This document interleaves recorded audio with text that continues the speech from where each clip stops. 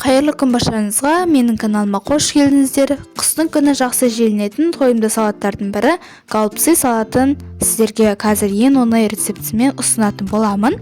Видеоны өткізбей мұқият қараңыздар, және де менің арнама тіркеліп, осы видеоға лайк басуды ұмытпаңыздар. Ең алдымен барлық керекті көкөністердің қабығын ашып, осылай дайындап аламыз.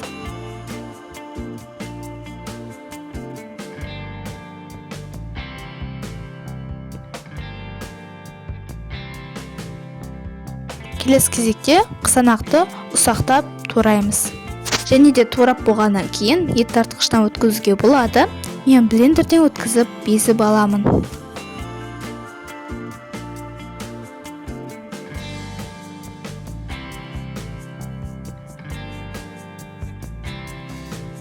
Пиязды жартай көлемінде турап аламын.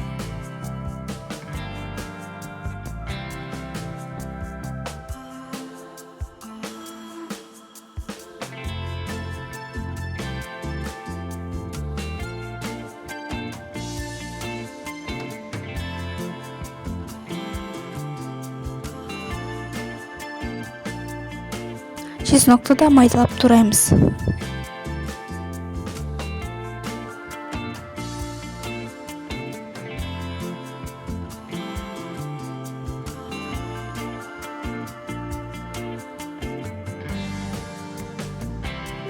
Қызанақты блендерден өткізіп алдым. Езу оңай, тез дайын болады, жасап көрсеңіздер болады. Енді блендерден өткізілген қызанақты үлкен ыдысқа құямыз да газге қоямыз. Қалған көкөністерді турайтын боламыз. Бұл жерде сәбіз және де капуста барлығын мөлшерін описание бөліміне жазып қалдырамын. Сондықтан сол рецептпен істеңіздер. Сәбізді карри күшінен өткіземіз.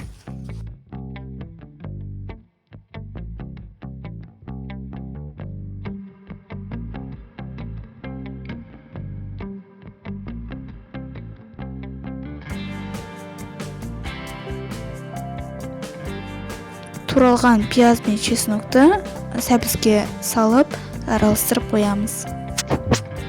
Капустаны да осылай тураймыз. Мен жарты капуста қолдандым. Үлкен капуста болып тұр менде. Егер кішкентай капуста болса, біреу болады.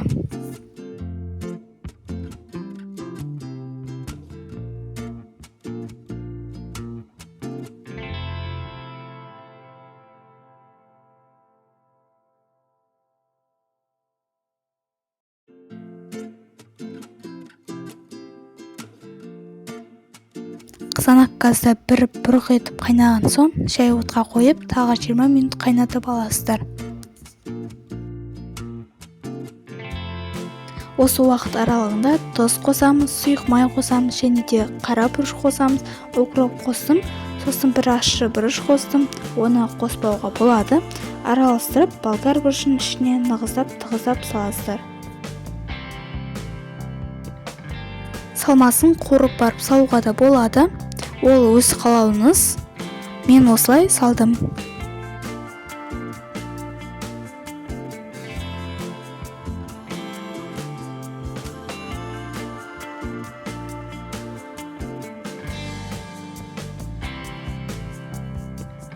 Қайнаған қызанаққа тұз, құм шекер салдым.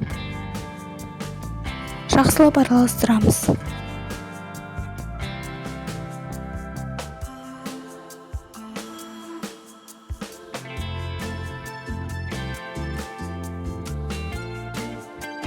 Болгар бұрышын осылай ішіне салып, тағы да дәл осыны 50 минут қайнатамыз.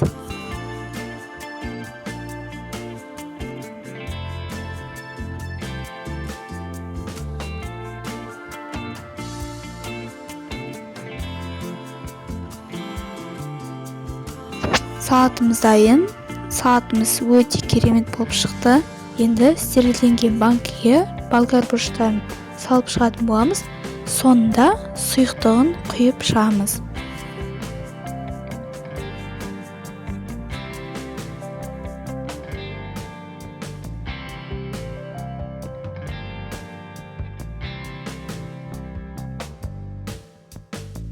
Сонда стерилденген крышкамен мықтап бекітіп жабамыз. Осы рецепт бойынша жасап көріңіздер, дәмі өте керемет болып шығады. Егер де видео ұнаса, арнама тіркеліп, лайк басып, комментарий қалдыруды ұмытпаңыздар.